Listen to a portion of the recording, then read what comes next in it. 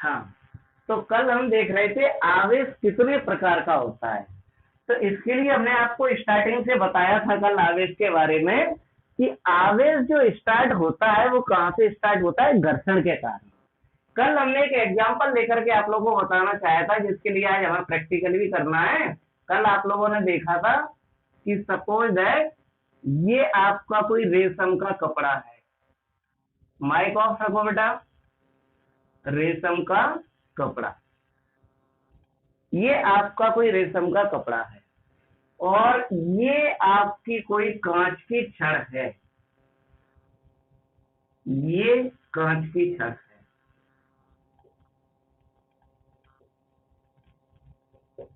ये रेशम का कपड़ा है और ये कांच की छड़ है।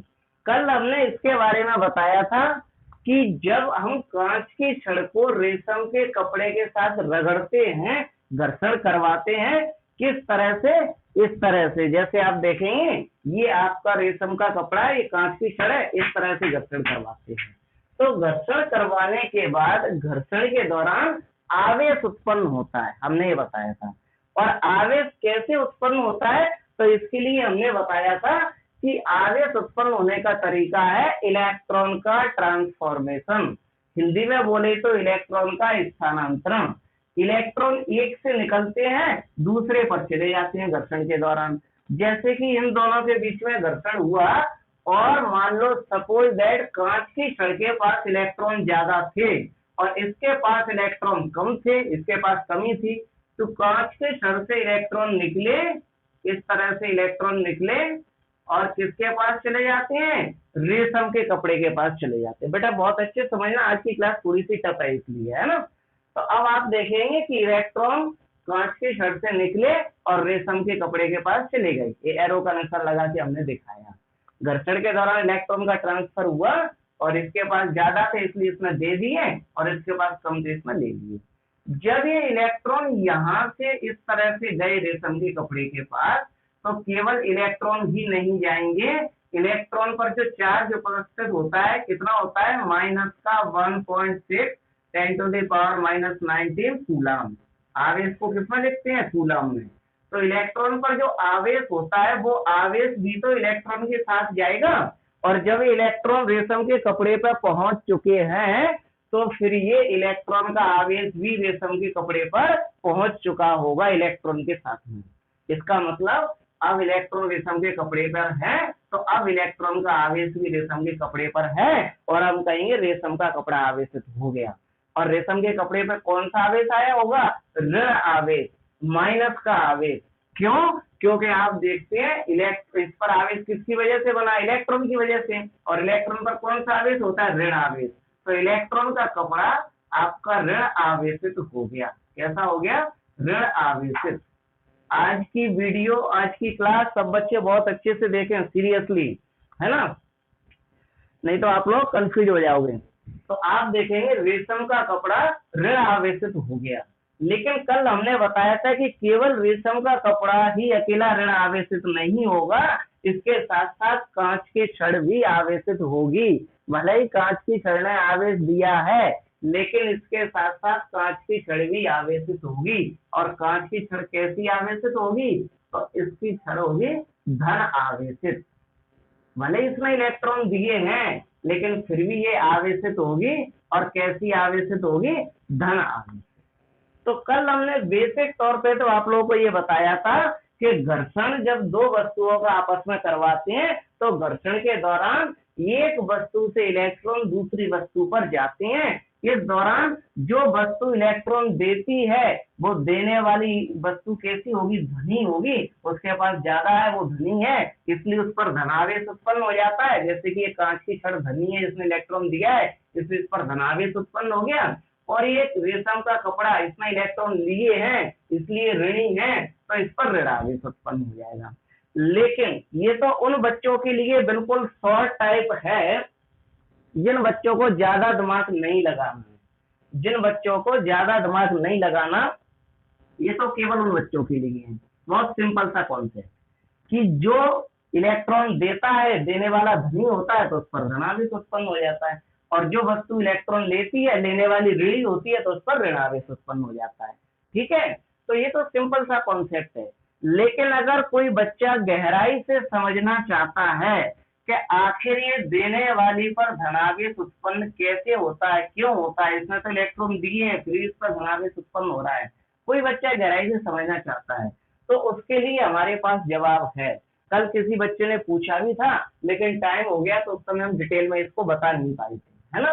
तो उसके लिए अब हम यहाँ डिटेल में बता रहे हैं, लेकिन ये 2 मिनट के लिए केवल वही बच्चे देखें जिनका दिमाग बहुत तेज चलता है, जिनको साइंटिस्ट बनना है या जिनको जेई या फिर नीट का एग्जाम देना है, वही बच्चे यहाँ 2 मिनट के लिए देखें। बाद बाकी जिनको मतलब दिमाग कम चल पाता है, फिजिक्स में या इनमें 11th की नहीं पड़ी, वो तो सिंपल सा कॉन्सेप्ट रखें कि जो वस्तु इलेक्ट्रॉन देती है, देने वाली धनी होती है, उस पर धनावेश उत्पन्न हो जाता है, और जो वस्तु इलेक्ट्रॉन लेती है, लेने वाली ऋणी होती है, उस पर ऋणावेश उत्पन्न हो जाता है। वो तो अपना सिंपल सा कॉन्सेप्ट रखें। लेकिन जिन बच्चों को जेई नीट की तैयारी करना है, साइंटिस्ट वगैरह बनना है, वो लोग जरूर अच्छे से देखें कि कैसे इलेक्ट्रॉन एक दूसरे, एक पर धनावेश तो दूसरे पर ऋणावेश उत्पन्न होता है। तो इसके लिए हमें 2 मिनट के लिए, केवल 2 मिनट की बात है, इसमें से 1 मिनट के लिए हमें केमिस्ट्री में थोड़ा सा जाना पड़ेगा। केमिस्ट्री में आप लोगों ने पढ़ा होगा कि दुनिया का प्रत्येक पदार्थ अणु से मिलकर बना होता है और प्रत्येक अणु परमाणु से मिलकर बना होता है। दुनिया का प्रत्येक पदार्थ अणु से मिलकर बना होता है, प्रत्येक अणु परमाणु से मिलकर बना होता है, प्रत्येक परमाणु का एक केंद्रीय भाग होता है जिसे हम क्या कहते हैं, नाभिक कहते हैं। क्या हुआ मुस्कान? बहुत लेट बच्चे ज्वाइन कर रहे हैं बेटा, इतनी क्लास निकल चुकी है, आप लोगों को पता नहीं है शायद। हमारे यहाँ टाइम की बिल्कुल सिंसियरिटी है। अगर आप लोग साइंस के स्टूडेंट हो और टाइम को ही सही से फॉलो नहीं कर पाते हो तो फिर कोई मतलब नहीं है साइंस के स्टूडेंट का। सिंसियरिटी और पंक्चुअलिटी अगर आपके अंदर नहीं है तो क्या मतलब है साइंस के स्टूडेंट का, है ना। बिल्कुल टाइम पर ज्वाइन किया करें सब बच्चे। 7:08 हो गए और आप लोग अभी ज्वाइन कर रहे हैं, इतना लेट। सब बच्चे प्लीज टाइम पर ज्वाइन कर लिया करें। अभी तो हमने थोड़ा और जल्दी क्लास स्टार्ट नहीं की, हमें पता है बच्चे जाग नहीं पाते हैं इसलिए, नहीं तो आप लोगों की क्लास लगभग 6:45 से होना चाहिए, 7:45 से 8 बजे तक। लेकिन अभी बच्चे 7 बजे ही नहीं जाग पाते हैं तो फिर 8 बजे कैसे ले पाएंगे क्लास, इसलिए भी हमने स्टार्ट नहीं किया 6:45 से। तो आप लोग जल्दी देखें, बिल्कुल फिक्स 6:50 पर लिंक आ जाती है, 7 बजे क्लास स्टार्ट हो जाती है। सब लोग रेडी रहा करें क्लास के लिए, ठीक है। चलो बेटा, तो ये हम 2 मिनट का ऐसा टफ टॉपिक बताने जा रहे हैं, हम बोल रहे हैं जिससे आपको ये पता चलेगा कि धनावेश किसी वस्तु पर कैसे उत्पन्न होता है ना। और ये केवल उन्हीं बच्चों को समझना है जो जेई नीट की तैयारी कर रहे हैं। बाद बाकी जो नॉर्मल है वो तो सिंपल सा कॉन्सेप्ट रखें कि दो वस्तुओं को आपस में रगड़ने पर एक वस्तु इलेक्ट्रॉन देती है, एक लेती है। जो वस्तु इलेक्ट्रॉन देती है उस पर धनावेश उत्पन्न हो जाता है और जो वस्तु इलेक्ट्रॉन लेती है उस पर ऋणावेश उत्पन्न हो जाता है, ठीक है। तो अब हम बात कर रहे थे यहाँ पर कि 1 मिनट के लिए हमें केमिस्ट्री का बेसिक कॉन्सेप्ट पर ध्यान देना पड़ेगा। जैसे आप लोगों ने 11th में पढ़ा होगा, वो बच्चों ने 12th में भी पढ़ा होगा कि दुनिया का प्रत्येक पदार्थ अणु से मिलकर बना होता है और प्रत्येक अणु परमाणु से मिलकर बना होता है। प्रत्येक परमाणु का एक केंद्रीय भाग होता है, इस केंद्रीय भाग को हम क्या कहते हैं, इस केंद्रीय भाग को कहते हैं नाभिक। नाभिक में कौन होते हैं, तो नाभिक में उपस्थित होती है प्रोटॉन और न्यूट्रॉन। प्रोटॉन और न्यूट्रॉन। प्रोटॉन पर कैसा आवेश होता है, प्रोटॉन पर धनावेश होता है। और न्यूट्रॉन कैसा होता है, न्यूट्रॉन पर कोई आवेश ही नहीं होता, वो तो उदासीन होता है, न्यूट्रल होता है ना। अब आप देखेंगे कि इस नाभिक के चारों ओर आसपास कक्षाएं होती हैं, ऑर्बिटल होते हैं। इस कक्षाओं में इलेक्ट्रॉन गति करते हैं। क्या करते हैं, इन कक्षाओं में इलेक्ट्रॉन गति करते हैं। जैसे कि पहली कक्षा है तो इसमें 2 इलेक्ट्रॉन गति करते हैं, दूसरी कक्षा है तो इसमें 8 इलेक्ट्रॉन गति करते हैं, इस तरह से, इस तरह से। तो अब आप देखेंगे कि किसी भी परमाणु का स्ट्रक्चर हम यहाँ बनाएं, ध्यान से देखा सब बच्चे, यहाँ थोड़ा सा केमिस्ट्री की जरूरत पड़ेगी 1 मिनट के लिए, बस उन्हीं बच्चों के लिए जो बच्चे डीपली नॉलेज लेना चाहते हैं। पर ध्यान से समझना तभी समझ में आएगा। आप देखेंगे किसी परमाणु का स्ट्रक्चर, इस परमाणु में मान लो टोटल 8-10 इलेक्ट्रॉन है। कितने इलेक्ट्रॉन है, 10। देख रहे होंगे आप लोगों को, 8 इलेक्ट्रॉन तो आपके बाहर वाले ऑर्बिटल में है और 2 इलेक्ट्रॉन आपके अंदर वाले ऑर्बिटल में। ध्यान से समझना सब बच्चे, बहुत अच्छे से फोकस करके, तभी समझ में आएगा, बहुत टफ चीज है ये। आप देखें 8 इलेक्ट्रॉन इसके बाहर वाले ऑर्बिटल में है, आउटर मोस्ट शेल में, और 2 इलेक्ट्रॉन अंदर वाले में, टोटल 10 इलेक्ट्रॉन। तो इस पर जो ऋण आवेश होगा, माइनस का जो ऋण आवेश होगा वो कितना होगा, 10 इलेक्ट्रॉन के बराबर। अब इस परमाणु के अंदर नाभिक में कौन है, प्रोटॉन। तो प्रोटॉन पे कौन होता है, धन आवेश। तो जो धन आवेश होगा वो भी किसके बराबर होगा, 10 प्रोटॉन के बराबर होगा। क्योंकि किसी भी परमाणु के अंदर जितना ऋण आवेश होता है उतना ही धन आवेश भी होता है। जितने माइनस के इलेक्ट्रॉन होते हैं उतने ही प्लस के प्रोटॉन होते हैं। अगर किसी के पास 11 इलेक्ट्रॉन है तो प्रोटॉन भी 11 होंगे प्लस के। किसी के पास 12 इलेक्ट्रॉन है तो प्रोटॉन भी 12 होंगे प्लस के। बहुत ध्यान से समझना बच्चों। अब आप देखेंगे किसके पास ऋण आवेश और धनावेश दोनों कैसे होते हैं, बराबर होते हैं। जैसे 10 इलेक्ट्रॉन है वो किसके हैं, माइनस के, और 10 प्रोटॉन है वो किसके हैं, प्लस के। अब इसको कैलकुलेट किया जाए प्रोटॉन प्लस का, अब इसको कैलकुलेट किया जाए तो टोटल क्या आएगा, 0, क्योंकि जितना माइनस का उतना प्लस का। कैलकुलेट क्या हो गया, 0। तो बोर्ड एग्जाम में फिजिक्स में 10th क्लास में पूछा भी गया था कि कोई आप लोग आगे के चैप्टर का है वैसे जिससे पूछा गया था। यहाँ तो हम बेसिक में इसकी जरूरत पड़ रही है इसलिए बता रहे हैं। पूछा गया था कि किसी कोई भी परमाणु पूर्ण रूप से कैसा होता है। तो परमाणु पूर्ण रूप से होता है उदासीन। कैसा होता है, उदासीन। क्यों, क्योंकि जितना माइनस था उतना प्लस का, दोनों को ऐड किया, सॉल्व किया तो आंसर क्या आया, 0। 0 मतलब उदासीन, ना प्लस का ना माइनस का। अब ध्यान से समझना कि कैसे धन आवेश बन जाता है और कैसे ऋण आवेश बन जाता है इसमें।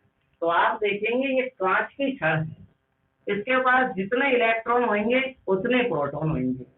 एक एग्जांपल के तौर पे हम समझ लेते हैं, कांच की छड़ के पास 10 इलेक्ट्रॉन थे तो इस कांच की छड़ के पास 10 प्रोटॉन भी होंगे, और टोटल एक कांच की छड़ कैसी थी, उदासीन थी। ठीक है। अब क्या होगा इसके बाद आप देखेंगे, जब इस कांच की छड़ को हम इस रेशम के कपड़े के साथ रगड़ेंगे, घर्षण करवाएंगे, तो हमने बताया कांच की छड़ से इलेक्ट्रॉन निकले और निकल के रेशम के कपड़े के पास चले गए। कितने इलेक्ट्रॉन चले गए, मान लो सपोज दैट 5 इलेक्ट्रॉन चले गए। कितने इलेक्ट्रॉन जा रहे हैं यहाँ से यहाँ तक, ये लो 5 इलेक्ट्रॉन जा रहे हैं। तो 5 इलेक्ट्रॉन कांच की छड़ से जा चुके। अब कांच की छड़ के पास कितने इलेक्ट्रॉन बचेंगे, 5 ही तो बचेंगे। पहले टोटल कितने थे, 10, जिसमें से 5 जा चुके रेशम के कपड़े के पास। तो अब कितने बचेंगे, अब 5 बचेंगे, स्वाभाविक सी बात है। ठीक है। तो अब आप देखेंगे लेकिन प्रोटॉन कभी नहीं जाते हैं, प्रोटॉन तो नाभिक में अंदर, प्रोटॉन कभी जाते नहीं है, जितने हैं उतने ही रहेंगे। तो प्रोटॉन उतने ही रहेंगे। अब आप लोग हमें सॉल्व करके बताइए, क्या अब ये आंसर यहाँ 0 बचेगा, नहीं बचेगा। क्या बचेगा, प्लस का 5 प्रोटॉन, प्लस का 5 प्रोटॉन। प्लस का क्यों, क्योंकि प्रोटॉन धनावेश होता है इसलिए। तो क्यों बचा प्लस का 5 प्रोटॉन, क्योंकि 5 इलेक्ट्रॉन जो माइनस के होते हैं उनसे प्लस के 5 प्रोटॉन कैंसिल आउट हो गए। अब कितने बचेंगे, 5 प्रोटॉन और बचेंगे कि नहीं बचेंगे। तो अब इस पर आपका आवेश कितना बचा, प्लस का 5 प्रोटॉन। और पहले आवेश क्या था, 0 था। इस पर 0 क्यों था, क्योंकि जितने इलेक्ट्रॉन थे माइनस के उतने प्रोटॉन थे प्लस के, टोटल हो गया था 0। लेकिन अब 5 इलेक्ट्रॉन जा चुके हैं, 5 ही बचे हैं, और ये 5 इलेक्ट्रॉन 10 प्रोटॉन को तो 0 नहीं कर सकते, केवल 5 प्रोटॉन को ही 0 करेंगे। तो 5 प्रोटॉन बच जाएंगे। 5 प्रोटॉन बच जाएंगे तो प्रोटॉन किसके होते हैं, धनावेश के। तो इस पर कौन सा आवेश उत्पन्न हो जाएगा, अपने आप धन आवेश उत्पन्न हो जाएगा अपने आप। क्यों, क्योंकि इसका ऋण आवेश कम हो गया है, इसके इलेक्ट्रॉन कम हो गए हैं। जिन पर ऋण आवेश होता है वो इलेक्ट्रॉन यहाँ से जा चुके हैं रेशम के कपड़े के पास। तो जब वो रेशम के कपड़े के पास जा चुके हैं तो अब रेशम के कपड़े पर इलेक्ट्रॉन पहुंच गए हैं, इस पर उत्पन्न हो गया धनावेश। और जब इलेक्ट्रॉन रेशम के कपड़े पर पहुंचेंगे जिन पर ऋण आवेश होता है, तो ये रेशम के कपड़े पर इलेक्ट्रॉन की वजह से अपने आप ऋणावेश बन जाएगा। तो इस तरह से एक पदार्थ पर धनावेश और दूसरे पदार्थ पर ऋणावेश उत्पन्न होता है। लेकिन जिन बच्चों को फिजिक्स से डर लगता है, जिन बच्चों को बहुत दिक्कत लगती है, वो इतना डीपली कॉन्सेप्ट ना सीखे। ये तो केवल उन बच्चों के लिए था जिनको जेईई नीट की तैयारी कर रहे हैं, साइंटिस्ट वगैरह बनना है आगे उनके लिए। वो बच्चे तो केवल सिंपल सा कॉन्सेप्ट रखें कि हमारे पास ये कोई रेशम का कपड़ा है, ये छड़ है, दोनों को ऐसे रगड़ा, घर्षण करवाया, एक से इलेक्ट्रॉन निकले दूसरे में गए, जिसके पास ज्यादा थे उसने दे दिए, जिसके पास कम थे उसने इलेक्ट्रॉन ले लिए। और इसके बाद क्या होगा, लेने के बाद आप देखेंगे कि एक के पास इलेक्ट्रॉन, जिस एक ने दे दिए एक ने ले लिए, देने वाला कौन होता है, धनी, और लेने वाला कौन होता है, ऋणी। तो देने वाले पर आ गया धनावेश और लेने वाले पर आ गया ऋणावेश। तो आप लोग तो सिंपल सा कॉन्सेप्ट याद रखें, इतना टफ वाला कॉन्सेप्ट आप लोग याद ना रखें, ये तो केवल जो बच्चे इंटेलिजेंट है उनके लिए। हाँ, कोई बच्चा कुछ क्वेश्चन पूछना चाहता है तो पूछ सकते हैं, पूछिए।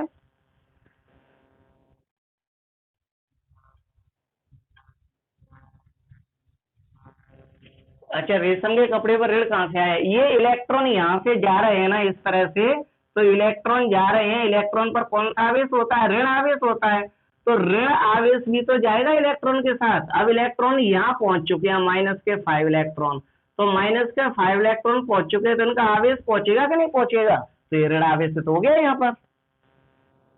समझ गए कि नहीं? हाँ हाँ हाँ, बिल्कुल बिल्कुल। Okay okay, thank you. थोड़ा सा अब आप लोगों से बात कर ली जाए, ओनली 1 मिनट है। बेंजामिन फ्रैंकलिन का आज प्रैक्टिकल सीख ही लेते हैं, जिससे समस्या खत्म हो जाएगी। बेंजामिन, वैसे इसका सही नाम था बेंजामिन फ्रैंकलिन। ये अमेरिका के रहने वाले वैज्ञानिक थे। बेंजामिन फ्रैंकलिन कहाँ के रहने वाले वैज्ञानिक थे, अमेरिका के। तो आप लोगों को पता है कि जो विद्युत का यानी कि इलेक्ट्रिसिटी का या करंट का सबसे छोटा रूप है आवेश, उसकी खोज तो किसने की थी, कूलाम ने की थी।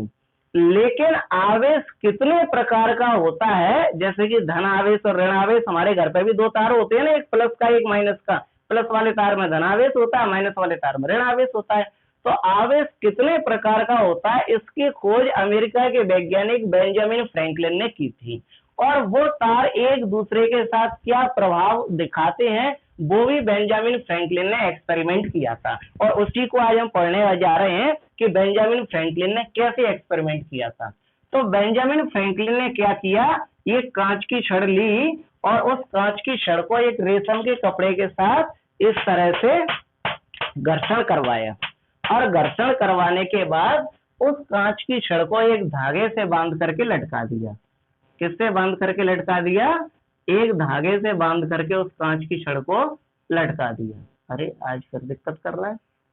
हाँ, ये कांच की छड़ है, दिख रही होगी आप लोगों को, कांच की छड़, कांच की छड़, इसको धागे से बांध करके लटका दिया।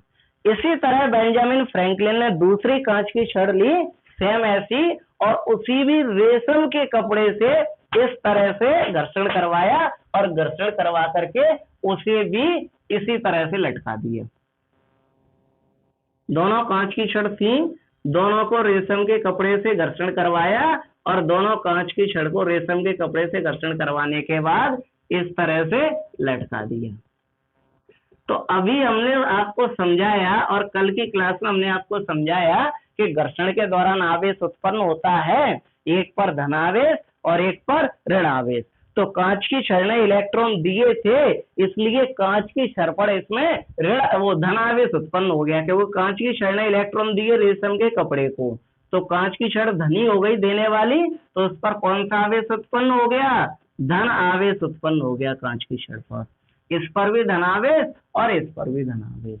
अब बेंजामिन फ्रैंकलिन इन दोनों छड़ों को आपस में एक दूसरे के पास लेकर के गया, और जब बेंजामिन फ्रैंकलिन इन दोनों छड़ों को आपस में एक दूसरे के पास ले गया, तो ये छड़ें एक दूसरे को देख करके दूर भागने लगी। क्या करने लगी, एक दूसरे को देख करके दूर भागने लगी। दूर भागने लगी मतलब कि एक दूसरे को प्रतिकर्षित करने लगी, इनके बीच में क्या होने लगा, प्रतिकर्षण। क्या होने लगा, प्रतिकर्षण। प्रतिकर्षण का मतलब समझते हो ना, दूर भागना। जब कोई समान लोग एक दूसरे के पास में बैठे हो तो दूर भागते हैं, प्रतिकर्षण होता ही है। इनके बीच में प्रतिकर्षण होने लगा, दूर भागने लगी। तो बेंजामिन फ्रैंकलिन बड़े चक्कर में पड़ गया कि ऐसे क्या चक्कर है कि कांच की छड़ को आपस में रगड़ा, दो छड़ें एक जैसे साथ रगड़ी गई, लेकिन जब पास में लाए तो दूर भागने लगी, प्रतिकर्षित होने लगी। तब बेंजामिन फ्रैंकलिन ने एक दूसरी छड़ ली, और दूसरी छड़ बेंजामिन फ्रैंकलिन ने ली एवोनॉइट की। किसकी ली, एवोनॉइट की, बिल्कुल सेम ऐसी। एवोनॉइट आप लोग जानते हैं, अगर नहीं जानते हम बता देते हैं, रबड़ जैसा मटेरियल होता है, थोड़ा हार्ड होता है उससे, है ना, एवोनॉइड। तो अब आप देखेंगे इस एवोनॉइड की छड़ को इस बार बेंजामिन फ्रैंकलिन ने रेशम के कपड़े के साथ नहीं रगड़ा, इस बार बेंजामिन फ्रैंकलिन ने एवोनॉइड की छड़ को बिल्ली की खाल के साथ रगड़ा या ऊनी कपड़े के साथ, दोनों में से किसी एक के साथ आप रगड़ सकते हैं। तो ये मान लो बिल्ली की खाल या ऊनी कपड़ा है और ये एवोनॉइड की छड़ है, इन दोनों को आपस में रगड़ा गया। रगड़ा गया तो क्या हुआ, घर्षण करवाया गया। तो क्या हुआ आप देखेंगे घर्षण के दौरान कि अब जो एवोनॉइड की छड़ थी उसने इलेक्ट्रॉन ले लिए उल्टे देने की बजाय। जैसे यहाँ पर कांच की छड़ ने रेशम के कपड़े को इलेक्ट्रॉन दिए थे, इसलिए धनी हो गई, धनावेश उत्पन्न हो गया। लेकिन एवोनॉइड की छड़ को जब बिल्ली की खाल के साथ घर्षण करवाया गया तो एवोनॉइड की छड़ ने इलेक्ट्रॉन ले लिए, उसके पास कम होंगे इसलिए ले लिए होंगे, बहुत आसान सी बात है। इलेक्ट्रॉन ले लिए तो उस पर लेने के कारण कौन सा आवेश आ जाएगा, ऋण आवेश। लेने वाला तो ऋण ही होता है, इसलिए इस क्षण पर ऋण आवेश आ गया। फिर उसने क्या काम किया, दूसरी एवोनॉइड की छड़ ली, बिल्कुल सेम टू सेम ऐसी दूसरी एवोनॉइड की छड़ ली, और दूसरी एवोनॉइड की छड़ लेने के बाद उसने देखा, दूसरी एवोनॉइड की छड़ लेने के बाद उसने देखा कि उससे भी बिल्ली की खाल के साथ घर्षण करवाया गया, तो उसने भी इलेक्ट्रॉन ले लिए बिल्ली की खाल से, और इलेक्ट्रॉन लिए एवोनॉइड की छड़ ने, इसलिए एवोनॉइड की छड़ ऋणी बन गई, उस पर ऋण आवेश बन गया। लेने वाला तो ऋणी होता है, ऋण आवेश बन गया। अब बेंजामिन फ्रैंकलिन दोनों छड़ों को एक दूसरे के पास लेकर के जब आया इस तरह से, तो वही देखने को मिला कि ये दोनों छड़ें एक दूसरे को प्रतिकर्षित करने लगी, इन दोनों के बीच में प्रतिकर्षण बल कार्य करने लगा। ये दोनों छड़ें एक दूसरे को देखते ही दूर दूर भागने लगी, प्रतिकर्षण होने लगा। ये तो बहुत मुसीबत वाली बात। यहाँ भी देखा दोनों कांच की छड़ें थी, दोनों को रेशम के कपड़े से रगड़ा, सेम प्रक्रिया की गई और दोनों एक दूसरे को देख करके दूर भाग रही थी, प्रतिकर्षण हो रहा था। जैसे चुंबक में होता है, एक साइड से चिपक जाती है, एक साइड से दूर भागती है। ऐसे यहाँ पे ये दो एवोनॉइड की छड़ ली गई, इन दोनों को आपस में एक दूसरे के पास लाए, एक दूसरे के पास रखा, तो ये भी प्रतिकर्षित होने लगी। अब वो परेशान, अब उसने कहा मैं क्या करूं, तब उसने एक नया प्रैक्टिकल किया। उसने कहा मैं ऐसा काम करता हूँ, ये कांच की छड़ ले लेता हूँ, ये ले ली कांच की छड़, ठीक है, शायद आप होते उसकी जगह तो आप लोग भी वैसा ही करते, हमें लगता है। कांच की छड़ यहाँ से उठा ली, ऊपर से वाली ले ली, इस पर कौन सा आवेश है, धन आवेश, और इसको लटका दिया धागे से, और एक ले ली एवोनॉइड की छड़, ये ले ली एवोनॉइड की छड़, एवोनॉइड की छड़ ये यहाँ से उठा ली, मान लो इस पर कौन सा आवेश है, ऋण आवेश, एवोनॉइड की छड़, एवोनॉइड की छड़। अब इनको लेने के बाद देखा गया, अब इन दोनों को पास पास में लाए, एक कांच की छड़ को यहाँ से उठा लिया ऊपर से, एक एवोनॉइड की छड़ को नीचे से लिया, दोनों को पास पास में धागे से बांध के देखा, अब ये दूर भागती है कि नहीं। तो अब कुछ अलग ही देखने को मिला। अब मिला ये कि दोनों छड़ें एक दूसरे को आकर्षित करने लगी। क्या करने लगी, आकर्षित। आकर्षित का मतलब समझते हो ना, अट्रैक्टिव। दोनों एक दूसरे के पास आने लगी, दोनों एक दूसरे से मिलने लगी। अब वो बड़ा हैरान कि जब दोनों कांच की छड़ थी तब दोनों एक हुआ। वैसे नेचर भी इसी बात को कहता है कि जहां पर दो समान लोग हों तो समान लोग प्रतिकर्षण ही करेंगे, एक दूसरे को देख करके आकर्षित थोड़ी करेंगे। लेकिन अगर दो अपोजिट जेंडर के लोग बैठे हों तो एक दूसरे को आकर्षित करेंगे। वही कहानी यहाँ हो रही थी कि आप देखेंगे दोनों प्लस प्लस तो प्रतिकर्षित, दोनों माइनस माइनस तो प्रतिकर्षित, लेकिन एक प्लस एक माइनस तो आकर्षित होने लगे। अब इस पर कॉन्सेप्ट बना, क्या कॉन्सेप्ट बना कि जब अगर कभी कहीं दो समान आवेश हों, ये प्लस प्लस के समान आवेश हैं, तो इनको फिजिक्स की भाषा में कहते हैं सजातीय आवेश। कौन से आवेश कहते हैं, सजातीय आवेश। बेटा आपको ये जरूरी है सीखना, ये लैंग्वेज। जहां पर दो समान आवेश हों उन्हें हम क्या कहते हैं, फिजिक्स की भाषा में सजातीय आवेश। और जहां पर ये माइनस माइनस है, ये भी तो समान है, तो इनको क्या कहेंगे, इनको भी सजातीय आवेश कहेंगे, सजातीय आवेश। ठीक है। इसके बाद एक प्लस एक माइनस है, तो इनको फिजिक्स की भाषा में क्या कहेंगे? इनको फिजिक्स की भाषा में कहते हैं विजातीय आवेश। विजातीय और सजातीय का मतलब समझ रहे हो? सजातीय, सजातीय मतलब सा मतलब समान, जातीय मतलब जाति वाले, समान जाति वाले आवेश, प्लस प्लस समान जाति के हो गए सजातीय। सा मतलब समान, जाति मतलब जाति वाले आवेश, माइनस माइनस कैसी जाति के? समान जाति के, तो सजातीय आवेश होंगे। लेकिन प्लस और माइनस ये तो अलग अलग जाति के हैं, तो इन्हें क्या कहेंगे? विजातीय। तो ये होते हैं विजातीय आवेश। तो जब विपरीत आवेश होते हैं प्लस माइनस अलग अलग, तब तो उनको कहते हैं फिजिक्स में विजातीय आवेश, और जब समान आवेश होते हैं तब उन्हें कहते हैं सजातीय आवेश। उसका मतलब ये समान जाति वाले आवेश, उनको हम कहते हैं सजातीय आवेश। अब बोर्ड एग्जाम में बार बार क्वेश्चन पूछा जाता है, दो सजातीय आवेश खाली स्थान एक दूसरे को करते हैं, तो दो सजातीय आवेश एक दूसरे को क्या करते हैं? प्रतिकर्षण। दो सजातीय आवेश एक दूसरे को क्या करते हैं? प्रतिकर्षित। यहाँ पर भी दो सजातीय आवेश एक दूसरे को क्या कर रहे हैं? प्रतिकर्षित। और दो विजातीय आवेश एक दूसरे को क्या करते हैं? आकर्षित। ये आपका बोर्ड एग्जाम का मोस्ट इंपोर्टेंट क्वेश्चन है, जो बार बार रिपीट करके पूछा जाता है और बच्चे अक्सर इसको भूल जाते हैं। तो क्या है इसका? बेंजामिन फ्रैंकलिन का एक्सपेरिमेंट, कि उसने देखा कि अगर दो समान आवेश पास पास में रखे हों, जिन्हें फिजिक्स में सजातीय कहते हैं, समान जाति वाले, वो एक दूसरे को प्रतिकर्षित करते हैं, चाहे वो प्लस प्लस के हो चाहे माइनस माइनस के हो। अगर समान है तो प्रतिकर्षित ही करेंगे, लेकिन अगर दो विपरीत आवेश जैसे कि प्लस माइनस विजातीय आवेश एक दूसरे के पास पास रखे हों, तो वो एक दूसरे को आकर्षित करते हैं। कभी कभी ये क्वेश्चन दूसरे तरीके से घुमा के भी पूछ लेते हैं। कैसे? कि ये आपके दो सजातीय आवेश है, प्लस प्लस सजातीय हो गए, इन दोनों आवेश की वस्तुओं को पास पास में रखा गया है, तो इनके बीच में कौन सा बल लगेगा? तो ये दोनों एक दूसरे को क्या कर रही हैं? प्रतिकर्षित कर रही हैं, दूर भागने की कोशिश कर रही हैं देख करके। तो इनके बीच में कौन सा बल लग रहा होगा? क्या कहेंगे आप? इनके बीच में प्रतिकर्षण बल लग रहा होगा। कौन सा बल लग रहा होगा? प्रतिकर्षण। अरे प्रतिकर्षित कर रही है तो प्रतिकर्षण बल ही तो लगेगा, दूर भाग रही है तो दूर भागने वाला बल ही तो लगेगा, जिसको प्रतिकर्षण बल कहते हैं। ठीक है। इसी तरह से आप देखेंगे ये माइनस माइनस है, ये भी सजाती है, ये भी एक दूसरे को प्रतिकर्षित कर रहे हैं, इनके बीच में भी कौन सा बल लगेगा? प्रतिकर्षण बल लगेगा। लगेगा कि नहीं लगेगा? बिल्कुल लगेगा।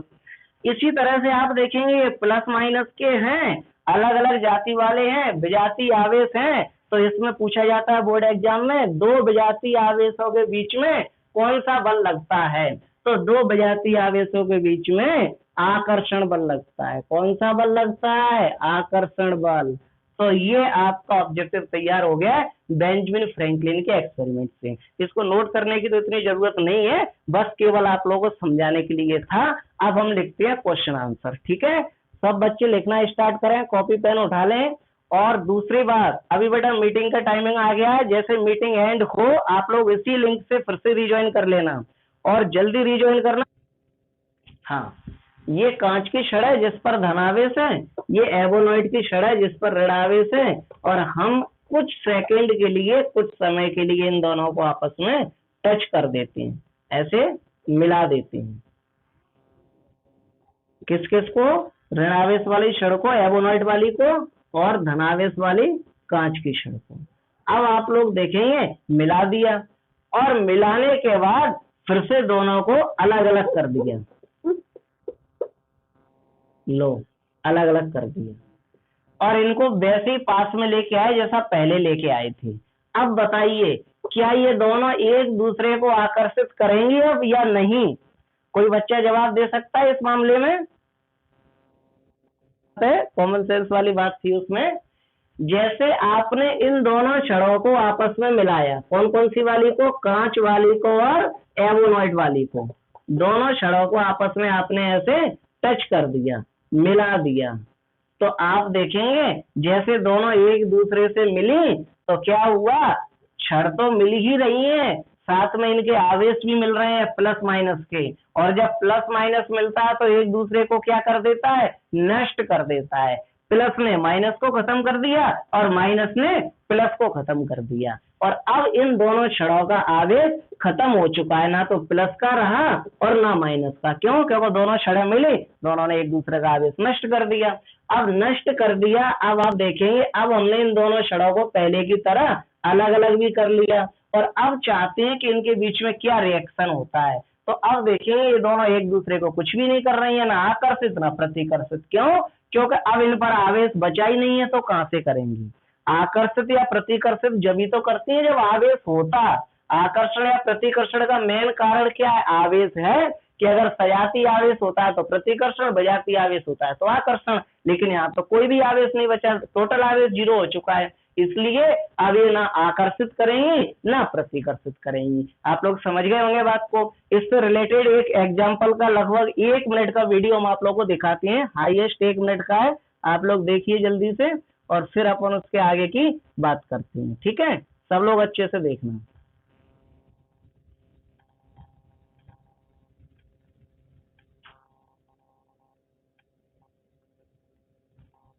सब लोग देखें बैलून का वीडियो, कैसे ये एक दूसरे को बैलून आकर्षित भी करते हैं और प्रतिकर्षित भी करते हैं। सब बच्चे देखें अच्छे से। सबको वीडियो दिख रहा है? जिसको ना देखे वो बता देना। देखो आप लोग देखेंगे, इससे पहले इसको एक कपड़े से लेकर के घर्षण करवा करके इस बैलून में आवेश उत्पन्न किया गया था, है ना। अब देखो ये हाथ की ओर आकर्षित हो रहा है, ये स्पून है, लेकिन ये स्पून मेटल की नहीं है, याद रखना है। ये स्पून कौन सी वाली है? प्लास्टिक वाली स्पून है। ये स्केल है, देखो स्केल की ओर भी आकर्षित हो रहा है, दिख रहा है। अब ये दूसरा बैलून लिया और इस बैलून को तैयार किया, है ना। और ये देखो ये घर्षण करवाया बिल्ली के बालों से, और घर्षण करवाने के बाद आप देखेंगे अब बैलून बैलून को देख करके भाग रहा है, बैलून बैलून को देख करके भाग रहा है।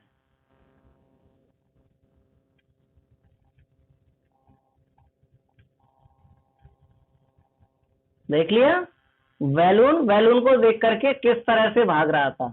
तो आप देखेंगे उसमें कि एक कंडीशन में वो एक दूसरे को आकर्षित कर रहे थे और एक कंडीशन में प्रतिकर्षित हो रहा था। एक बैलून को घर्षण करवा के टांग दिया, दूसरे बैलून को घर्षण करवा के उसके पास लेके गए, तब बैलून बैलून पे दोनों पे समान आवेश था। जैसे कांच की छड़ दोनों पे समान आवेश था, तो बैलून बैलून एक दूसरे को प्रतिकर्षित कर रहे थे। लेकिन वही बैलून स्पून से आकर्षित हो रहा था, हमारे हैंड से आकर्षित हो रहा था, बाद बाकी सबसे अट्रैक्टिव हो रहा था। लेकिन बैलून बैलून को देख के प्रतिकर्षित हो रहा था, इंग्लिश में रिपल्सिव बोलते हैं, रिपल्सिव हो रहा था।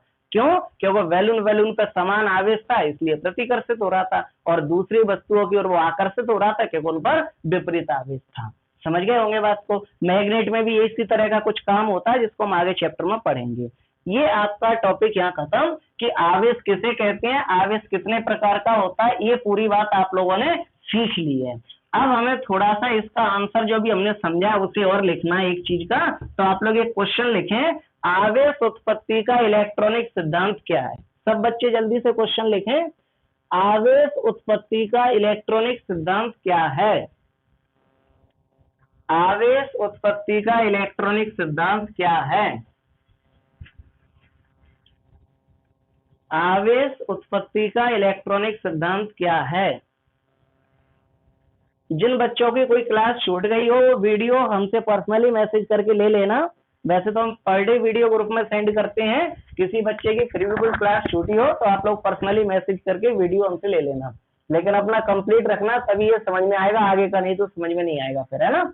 चलो अब हम आवेश उत्पत्ति का इलेक्ट्रॉनिक सिद्धांत सीखते हैं। ये जो आवेश उत्पत्ति का इलेक्ट्रॉनिक सिद्धांत हम आप लोगों को सिखा रहे हैं, इसको हम बोल रहे हैं आप लोगों को याद नहीं करना है। ये आप लोगों से कभी बोर्ड एग्जाम में नहीं पूछा जाएगा, कभी नहीं पूछा जाएगा, ना कभी पूछा गया, याद नहीं करना है। बस ये आप लोगों के नॉलेज के लिए है, ये आप लोगों के नॉलेज के लिए सिखाया जा रहा है कि किस तरह से आवेश उत्पन्न होता है, इसका क्या सिद्धांत है आवेश उत्पत्ति का।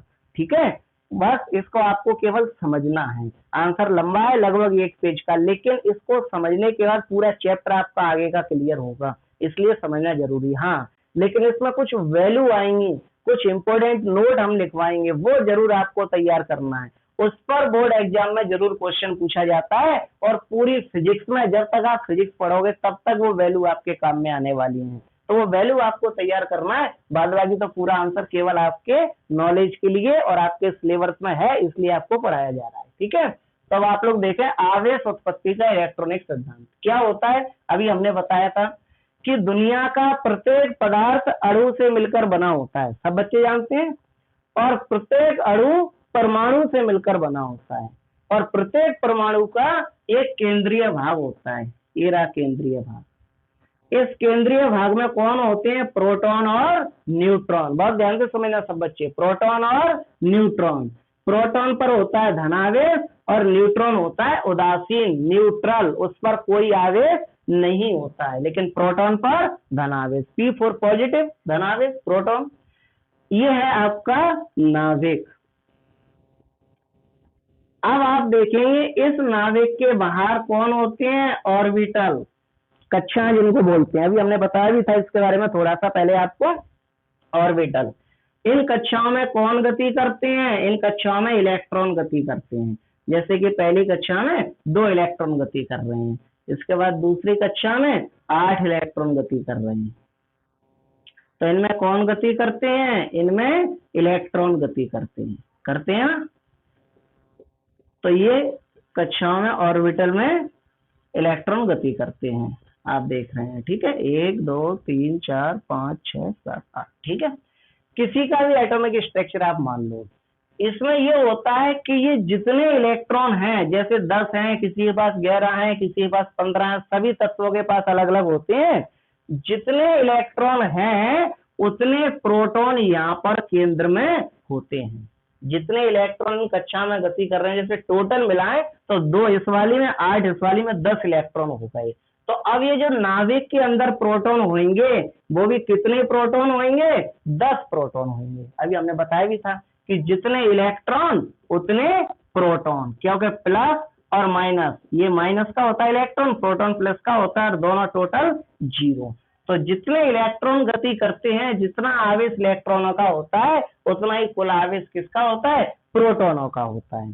अब इससे क्या होता है, तो इससे आप देखेंगे अभी हमने सीखा कि ऋण आवेश और धन आवेश, विजातीय आवेश है, विपरीत आवेश है, इनके बीच में कौन सा बल लगता है, आकर्षण बल लगता है। तो आप देखेंगे कि ये इलेक्ट्रॉन अपनी कक्षा में गति कर रहा है, गोल गोल घूम रहा है। इलेक्ट्रॉन पे कौन सा आवेश है, ऋण आवेश, और इधर केंद्र में कौन बैठा है नाभिक के अंदर, प्रोटॉन। प्रोटॉन पर कौन सा आवेश है, धनावेश। बताइए इन दोनों के बीच में कौन सा बल लग रहा होगा, आकर्षण बल लग रहा होगा। क्यों, क्योंकि इलेक्ट्रॉन पर ऋण आवेश है, प्रोटॉन पर धनावेश है, तो इनके बीच में कौन सा बल लगेगा, आकर्षण बल लगेगा। ठीक है, अब ये पहली कक्षा की बात हो गई। ये दूसरी कक्षा में देखिए, ये इलेक्ट्रॉन है, कोई भी इलेक्ट्रॉन देख सकते हैं, सबका एक जैसा है। ये इलेक्ट्रॉन है, इस इलेक्ट्रॉन पर कौन सा आवेश है, ऋण आवेश, सभी पर ऋण आवेश होता है। और ये केंद्र में नाभिक के अंदर प्रोटॉन पर कौन सा आवेश है, धनावेश। तो ये वाला इलेक्ट्रॉन और ये प्रोटॉन, इनके बीच में भी कौन सा बल लग रहा होगा, तो इनके बीच में भी आकर्षण बल लग रहा होगा। ये भी एक दूसरे को आकर्षित करेंगे, क्योंकि ये ऋण आवेश है और ये धन आवेश है, विपरीत है, विपरीत तो एक दूसरे को आकर्षित करते ही, तो ये दोनों एक दूसरे को आकर्षित करेंगे, आकर्षण बल लग रहा होगा। ऐसे कोई और बाहर ऑर्बिटल होता तीसरे नंबर का, तो उसमें जो इलेक्ट्रॉन होते उनको भी आकर्षित करता। तो प्रोटॉन और इलेक्ट्रॉन के बीच में हमेशा आकर्षण बल लगता है, क्योंकि इलेक्ट्रॉन पर ऋण आवेश होता है और प्रोटॉन पर धन आवेश होता है। लेकिन एक समस्या है, ये प्रोटॉन बहुत अन्याय करता है, सबके साथ एक जैसा व्यवहार नहीं करता है। कैसा एक जैसा व्यवहार नहीं करता है, जो इलेक्ट्रॉन इसके पास वाली कक्षा में गति करते हैं, जैसे फर्स्ट ऑर्बिटल में घूम रहे हैं, इन पर तो ये आकर्षण बल ज्यादा लगाता है। लेकिन जो इलेक्ट्रॉन ये सेकंड वाले ऑर्बिटल में गति कर रहा है उस पर आकर्षण बल कुछ कम लगाएगा, और जो इलेक्ट्रॉन थर्ड वाले ऑर्बिटल में गति करेगा उस पर आकर्षण बल और कम लगाएगा, और जो फोर्थ वाले ऑर्बिटल में गति करेगा उस पर आकर्षण बल और कम लगाएगा। ऐसा ही अन्याय क्यों करता है भाई, सब पर एक जैसा बल क्यों नहीं लगाता है? तो इसके पीछे वजह क्या है कि आप देखेंगे ये इलेक्ट्रॉन सबसे पहली कक्षा में गति कर रहा है, इसलिए इस इलेक्ट्रॉन और इस प्रोटॉन या नाभिक के बीच की दूरी बहुत कम है, और दूरी कम है तो आकर्षण बल ज्यादा लगेगा। और ये सेकंड वाले ऑर्बिटल में जो इलेक्ट्रॉन गति कर रहा है इसकी दूरी नाभिक से बढ़ जाएगी, आपको दिख रहा है ज्यादा डिस्टेंस है, तो अब आकर्षण बल कम लगेगा। और जो इलेक्ट्रॉन थर्ड ऑर्बिटल में गति कर रहा है उसकी दूरी तो और ज्यादा होगी, इसलिए ज्यादा दूरी होने के कारण आकर्षण बल और कम लगेगा। तो जैसे जैसे नाभिक से कक्षाओं की दूरी बढ़ती जाती है वैसे वैसे उन कक्षाओं में गति करने वाले इलेक्ट्रॉनों पर आकर्षण बल कम लगता है, और जो इलेक्ट्रॉन सबसे पास वाली कक्षा में गति करते हैं उन पर आकर्षण बल सबसे ज्यादा लगता है। तो ये इन इलेक्ट्रॉनों पर जैसे आकर्षण बल सबसे ज्यादा लग रहा है पहली कक्षा के इलेक्ट्रॉनों पर, तो इन पर ज्यादा आकर्षण बल लग रहा है, इसलिए इनको हम बोलते हैं बद्ध इलेक्ट्रॉन। कौन से इलेक्ट्रॉन बोलते हैं इनको? बद्ध इलेक्ट्रॉन। इनको बोलते हैं बद्ध इलेक्ट्रॉन। बद्ध मतलब बंधे हुए, नाभिक ने इनको अपने साथ बांध करके रखा है, ये बंधे हुए इलेक्ट्रॉन हैं क्योंकि इन पर आकर्षण बल सबसे अधिक लग रहा है। और जो इलेक्ट्रॉन बाहर वाली कक्षा में गति कर रहे हैं, दूर वाली कक्षा में गति कर रहे हैं, जैसे ये या इसके बाहर सबसे आखिरी वाली कक्षा में गति कर रहे हैं, उन पर आकर्षण बल सबसे कम लगता है, इसलिए इनको बोलते हैं मुक्त इलेक्ट्रॉन। कौन से इलेक्ट्रॉन बोलते हैं? मुक्त इलेक्ट्रॉन। तो अब आप देखेंगे कि जो सबसे आखिरी कक्षा के इलेक्ट्रॉन है वो मुक्त इलेक्ट्रॉन है क्योंकि नाभिक उन पर आकर्षण बल कम लगा रहा है इसलिए।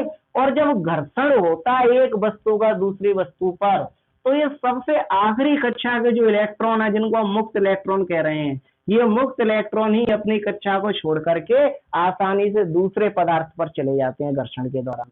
जैसे कि अभी हमने आपको बताया था ना कि ये आपका रेशम का कपड़ा है और ये कांच की छड़, इनका घर्षण करवाया तो कांच की छड़ के इलेक्ट्रॉन रेशम के कपड़े पर चले गए, तो वो कौन से इलेक्ट्रॉन गए हैं? ये वही इलेक्ट्रॉन गए हैं जो सबसे आखिरी कक्षा में गति कर रहे थे, जिनको हम मुक्त इलेक्ट्रॉन कहते हैं। क्यों चले गए? क्योंकि नाभिक इनको रोक नहीं पाया जाने से। क्यों नहीं रोक पाया? क्योंकि नाभिक इन पर आकर्षण बल बहुत कम लगा रहा है क्योंकि वो बहुत दूर है ना। लेकिन जो इलेक्ट्रॉन अंदर वाली कक्षाओं में गति कर रहे हैं वो नहीं जा सकते कभी किसी दूसरे पदार्थ पर। क्यों? क्योंकि उनको तो नाभिक ने रोक के रखा है आकर्षण बल के द्वारा, लेकिन इनको नाभिक नहीं रोक पा रहा है क्योंकि दूर है इसलिए। तो इस तरह से घर्षण के दौरान जो मुक्त इलेक्ट्रॉन होते हैं आखिरी कक्षा के, वो दूसरे पदार्थ पर चले जाते हैं और दूसरे पदार्थ पर जाते हैं तो आवेश का निर्माण होता है, और एक पदार्थ धन आवेशित और दूसरा पदार्थ ऋण आवेशित होता है। जो पदार्थ इलेक्ट्रॉन देता है वो धन आवेशित और जो लेता है वो ऋण आवेशित हो जाता है। तो अब इसके बारे में जल्दी से आंसर लिखना बेटा, 3-4 मिनट बचे हैं लेकिन अपन लोग लिख लेंगे। लिखो जल्दी स्पीड में। हाँ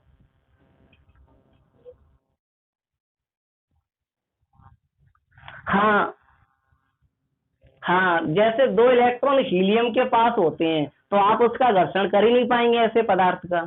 जिसके पास 2 इलेक्ट्रॉन है आप उसका घर्षण कर ही नहीं सकते, जैसे कि हीलियम, हीलियम का कैसे घर्षण करोगे, है ना। तो उसके कंडीशन पर डिपेंड करता है वो।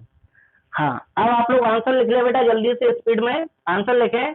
हम जानते हैं हम जानते हैं प्रत्येक पदार्थ अणु से मिलकर बना होता है।